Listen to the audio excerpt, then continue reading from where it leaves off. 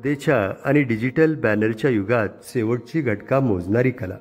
ज्याप्रमाणे घराच्या अंगणात तुळस आणि शाळेच्या प्रांगणातील दर्शनी बाजूचा रंगविलेला फलक शाळेच्या प्रगतीचा आलेख दर्शवतो.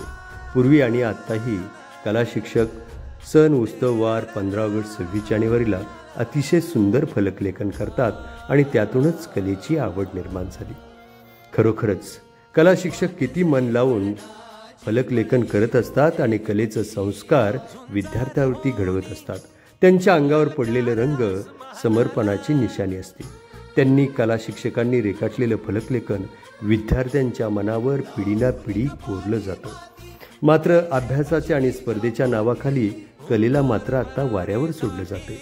जुनं ते सोनं या स्पर्धात्मक युगात हजारो कला शिक्षकांचा तोंडचा घास पळवलाय.